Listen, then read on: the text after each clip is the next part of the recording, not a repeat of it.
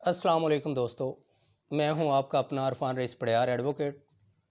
जैसा कि last video में मैंने बताया था कि मैं आपको बताऊंगा कि लॉ गैट का पेपर पास कैसे करते हैं, उसकी तैयारी कैसे की जाए और उसकी तैयारी के लिए कौन कौन सा लॉ देखा जाए, कौन कौन से आर्टिकल देखे जाएं। इन सारी चीज़ों पर मैं आज बात करूंगा। इससे पहले मैं थोड़ा सा लॉ गैट के बैकग्राउंड के बारे में आपको बता दूं कि लॉ गैट स्टार्ट कैसे हुआ, लॉ गैट पर लिटिगेशन कितनी हुई और अभी जो रिसेंट सुप्रीम कोर्ट का लॉ गैट पर फैसला आया वो क्या है। तो 2018 में जब लॉ गैट स्टार्ट हुआ तो काफ़ी लोगों ने लॉ गैट दिया, जिसमें से काफ़ी लोग फेल हुए, लोग रिट में गए, उनकी रिट खारिज हुई। उसके बाद कोरोना आ गया। 2019 के लास्ट और 20 के स्टार्ट के दौरान ही, जैसा कि मुल्क को बल्कि पूरी दुनिया को कोरोना ने घेर लिया था, तो पंजाब बार ने फैसला किया कि स्टूडेंट्स का लॉ गैट कंडक्ट करना भी पॉसिबल नहीं है, तो लॉ गैट के बिना ही स्टूडेंट्स को लाइसेंस जारी किया जाए। काफ़ी स्टूडेंट्स जो लॉ गैट में ऑलरेडी फेल हो चुके थे, जिनके 40 मार्क्स थे या 50 से कम थे या 30 से अबव थे, 35 वालों तक को बिना लॉ गैट के लाइसेंस जारी किए गए।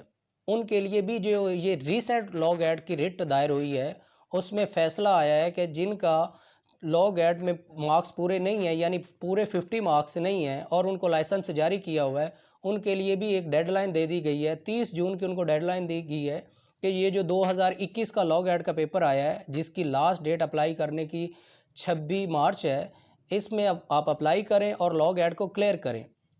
काफ़ी दफ़ा स्टूडेंट्स ने रिट करने की कोशिश की। रावलपिंडी में रिट हुई, मुल्तान बेंच पर रिट हुई, उसके बाद लाहौर हाई कोर्ट में रिट हुई, लेकिन सुप्रीम कोर्ट ने फैसला सुनाया कि लॉ गैट में जो 50 नंबर सिक्योर करेगा वो ही पास कंसीडर होगा, इससे कम वाले को पास कंसीडर नहीं किया जाएगा। हाँ, इस पर फिर हुआ ये कि स्टूडेंट को इतना रिलीफ दिया गया कि सिलेबस रिवाइज कर दिया गया, सिलेबस को कम कर दिया गया। आज मैं आपको बताऊंगा कि सिलेबस को कम कितना किया गया और कैसे किया गया। पहले तो ये होता था ना कि सिलेबस हर बुक में से पूरी पूरी बुक ही कंसीडर की जाती थी, कि जैसे कि कॉन्स्टिट्यूशन का पूरा कॉन्स्टिट्यूशन कह दिया गया, सीपीसी पूरी कह दी गई, कानून शहादत पूरा कह दिया गया, उसके बाद पीपीसी, यानी कि जो भी लॉ है उनको पूरा पूरे को ही कह दिया गया कि ये पूरी बुक आपने तैयार करनी है और उसी में से लॉ गैट कंडक्ट होगा। लेकिन जब रिट की तो उसमें स्टूडेंट को ये रिलीफ दिया गया कि अब पूरा लॉ नहीं होगा, पूरी बुक नहीं होगी, उनमें से कुछ सेक्शंस, कुछ आर्टिकल जो है ना वो स्पेसिफिक कर दिए गए हैं कि इनमें से लॉ गैट कंडक्ट होगा। तो अभी मैं बात करूंगा सबसे पहले कॉन्स्टिट्यूशन की। तो कॉन्स्टिट्यूशन में फंडामेंटल राइट्स की बात की गई है।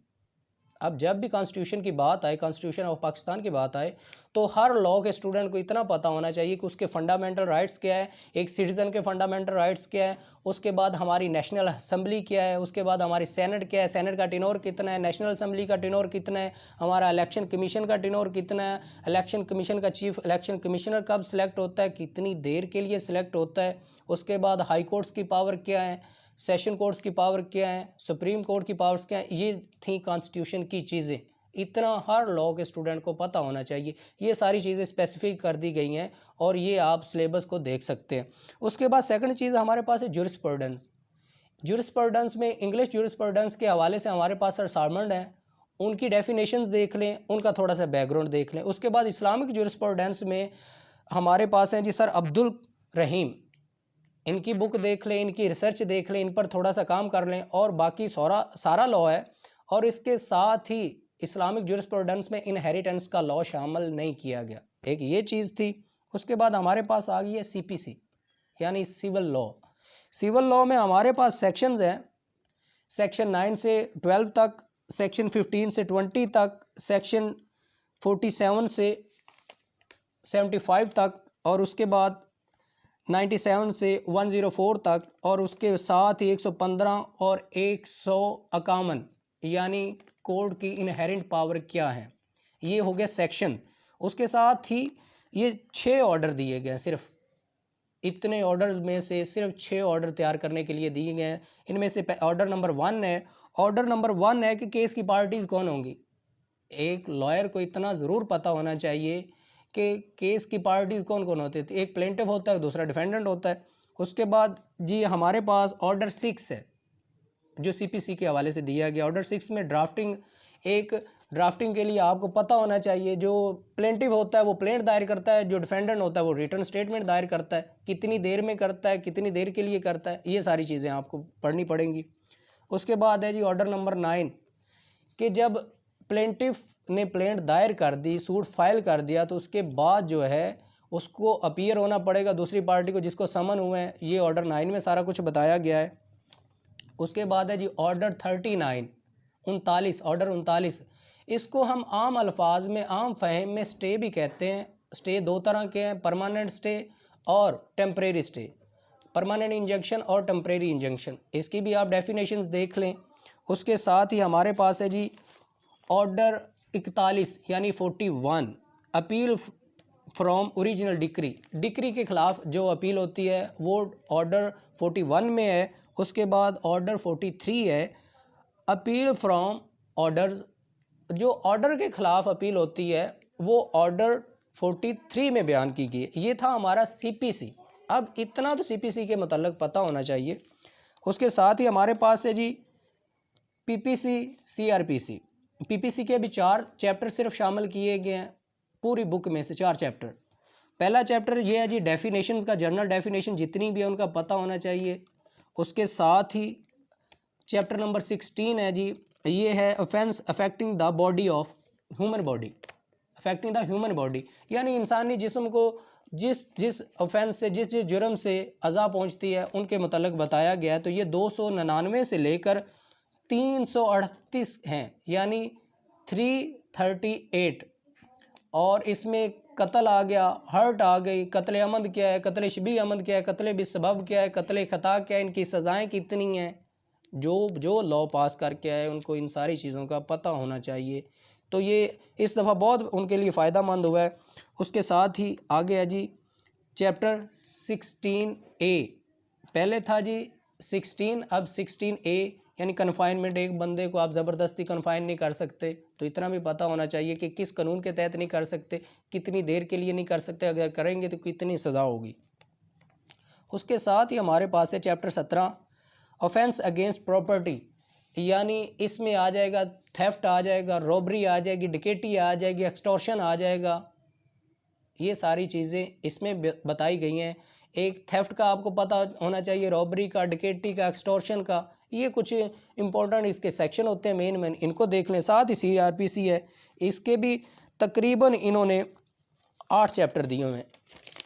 सीआरपीसी के सारे 8 चैप्टर दिए हुए हैं, 8 से 10 है। तो इन चैप्टर्स को देख लें तो आपको पता चल जाएगा, क्योंकि कोई भी लॉ का स्टूडेंट है उसको पता होना चाहिए बेल को कौन सा चैप्टर डील करता है, उसको पता होना चाहिए हेबियस को कौन सा चैप्टर डील करता है, उसको ये भी पता होना चाहिए कि हाउस ट्रेसपास पर कौन सा चैप्टर लागू होता है। अगर सेशन कोर्ट से सज़ा हो जाए तो अपील के लिए कितनी मुद्दत में जाना चाहिए, ये भी पता होना चाहिए। उसके बाद ये पता होना चाहिए कि मजिस्ट्रेटियल ट्रायल क्या है, उसके बाद कंप्लेंट कहाँ फाइल होगी, उसके बाद ये पता होना चाहिए कि कोर्ट की पर्सनल पावर क्या है, एफआईआर का पता होना चाहिए। ये सारी सेक्शन इसमें दी गई हैं। यानी अब मैं इनको अगर डिटेल में पढ़ूं तो वो कुछ यूँ होगा, मैं आपको बताता हूँ कि चैप्टर 1 है जी जनरल डेफिनेशन, चैप्टर 5 है जी अरेस्ट, एस्केप एंड रीटेकिंग। मतलब क्या है कि आप वारंट के साथ कैसे गिरफ्तार करेंगे, विदाउट वारंट कैसे गिरफ्तार करेंगे। ये है 46 से 67 तक। उसके बाद चैप्टर नंबर 7 है जी to compel to production of documents, ये स्टार्ट होता है 94 से 105 तक। उसके बाद चैप्टर 8 है जी 106 से 1620A तक। उसके बाद है चैप्टर पब्लिक न्यूसेंस, ये 133 से 143 तक जाता है। उसके साथ ही हमारे पास अगला चैप्टर है जी टेम्परेरी ऑर्डर 144, जिसको हम एमरजेंसी की दफ़ा भी कहते हैं। और उसके बाद है जी हमारे पास चैप्टर नंबर 14 154 से 176 तक, यानी इसमें तमाम पुलिस की कार्रवाई आती है कि पुलिस एफआईआर कैसे चेक करती है, उसकी इन्वेस्टिगेशन कैसे करती है, इन्वेस्टिगेशन करने के बाद 164 के बयान कैसे होते हैं, 161 के बयान कैसे होते हैं, 173 की रिपोर्ट कैसे जमा होती। तो ये सारा प्रोसीजर इसमें बताया गया है। तो एक लॉ के स्टूडेंट को इतना तो पता होना चाहिए ना। तो ये बहुत ही खुशखबरी की बात है कि ये सिलेबस को प्रिसाइज़ किया गया है, रिवाइज किया गया है, कुछ स्पेसिफिक सेक्शन कर दिए गए, मैंने अभी आपको बताए हैं।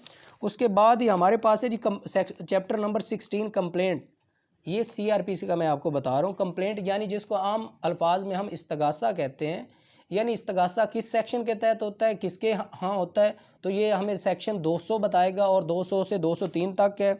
उसके बाद ही हमारा जी enforcement of proceeding court before court, यानी कोर्ट के सामने कौन सी प्रोसीडिंग होगी दौरान इस्तगासा, तो ये 204 से 205 तक हमें बताता है।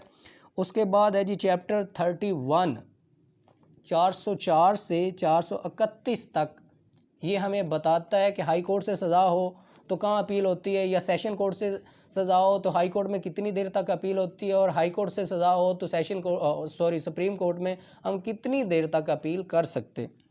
उसके बाद है जी हमारे पास चैप्टर 39 ऑफ बेल, जिसको हम बेल कहते हैं, और बेल का सारा लॉ डिस्कस किया गया। प्री अरेस्ट बेल कैसे होती है, पोस्ट अरेस्ट बेल कैसे होती है, किस सेक्शन के तहत होती है, किस लॉ के तहत होती है, और इसकी सज़ा कितनी है, ये सारा प्रोसीजर हमें बताया गया।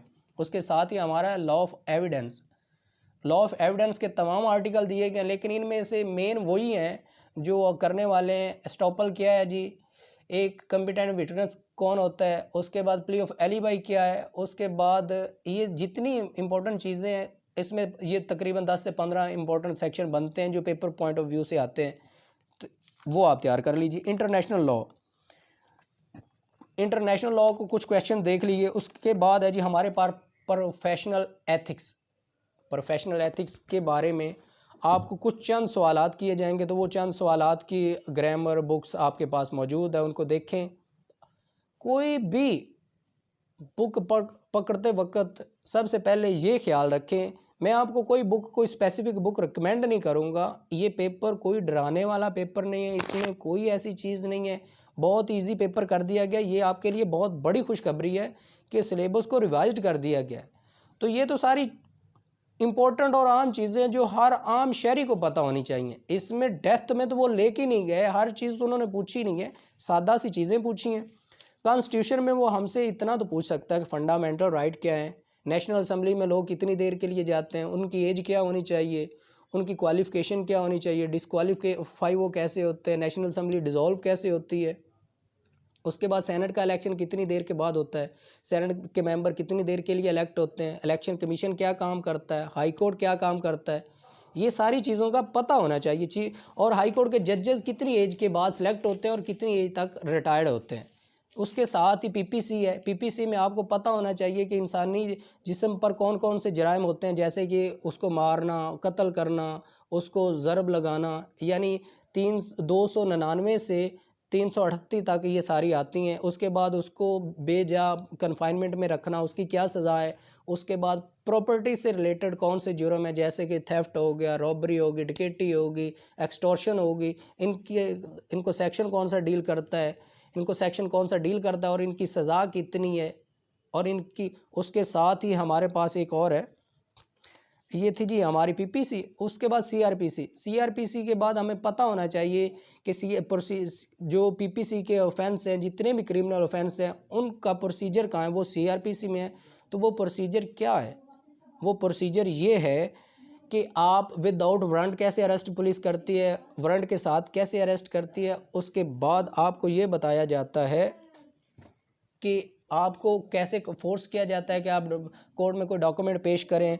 उसके बाद आपको ये बताया जाता है कि जब मुल्क में इमरजेंसी आ जाए तो कौन सी दफ़ा लगती है। उसके साथ आपको ये बताया जाता है कि एफआईआर को कौन सा सेक्शन डील करता है, पुलिस रिपोर्ट को कौन सा सेक्शन डील करता है, पुलिस इन्वेस्टिगेशन किस सेक्शन के तहत करती है, पुलिस के सामने स्टेटमेंट किस सेक्शन के तहत होती है।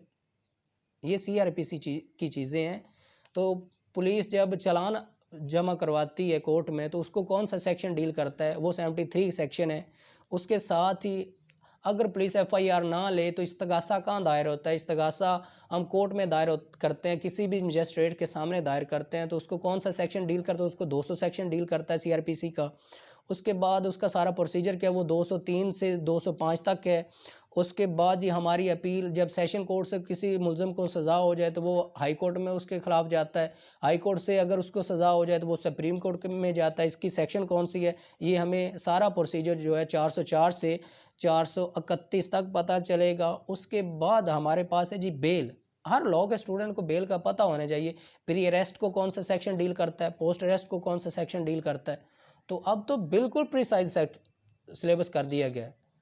तो मैं इसकी सारी डिटेल वीडियो की डिस्क्रिप्शन में भी डालूंगा, और वैसे भी मैंने आपको बता दिया। बिल्कुल परेशान नहीं होना, इजी होना। कोई बुक आपको मिलती है वेल एंड गुड, कोई बुक आपको नहीं मिलती परेशान फिर भी नहीं होना। आपके पास मेजर एक्ट्स पड़े हुए हैं, आपके पास बेर एक्ट्स पड़े हुए हैं, बेर एक्ट्स निकालिए, इनके सेक्शन और सजाएं पढ़ते जाइए, फिंगर टिप्स पे आपको 2 दिन में याद हो जाएगा। अब लास्ट आपको बताता चलूँ कि जो लॉ गेट है, लॉ गेट को अप्लाई करने की लास्ट डेट 26 मार्च है, और उसके साथ ही लॉ गेट का जो पेपर है वो 11 अप्रैल को कंडक्ट किया जाएगा। लॉ गेट के पेपर के अप्लाई के लिए 3000 रुपये आपको बैंक में चालान जमा करवाना होगा, और 3000 चालान जमा करवाने के बाद उस चालान की जो कॉपी है वो आपको HEC के एड्रेस पर आपको इस्लामाबाद भेजनी होगी। एक और इम्पोर्टेंट चीज़ है इसमें कि सेंटर कहाँ कहाँ बनते हैं। तो जो मेजर सेंटर है ना वो पाकिस्तान के कुछ मेजर सिटीज़ में बनते हैं, जैसे इस्लामाबाद हो गया, रावलपिंडी हो गया, उसके बाद लाहौर हो गया, मुल्तान हो गया, मुजफ्फरगढ़ हो गया, फैसलाबाद हो गया, एबटाबाद हो गया, गिलगित बल्तिस्तान हो गया, क्वेटा हो गया, कराची हो गया, सक्खर हो गया, बहावलपुर हो गया। इन बड़े शहरों में लॉ गेट को कंडक्ट करने के लिए सेंटर बने हैं। मज़ीद मालूमात के लिए आप मेरे चैनल पर जुड़े रहिए, क्योंकि अगली जो वीडियो है ना मैं उसमें हर चैप्टर को, हर लॉ को सेपरेट करके डील करूंगा। यानी पहले हम वीडियो बनाएंगे कॉन्स्टिट्यूशन पर कि कॉन्स्टिट्यूशन का कौन कौन सा लॉ है और किस किस तरह उसको डिफ़ाइन किया गया है लॉ गेट के लिए। उसके बाद फिर PPC को देखेंगे, फिर CRPC को देखेंगे, उसके साथ ही CPC को देखेंगे। तो अपनी दुआओं में याद रखिएगा। आपका अपना अरफान रईस पडियार, शुक्रिया।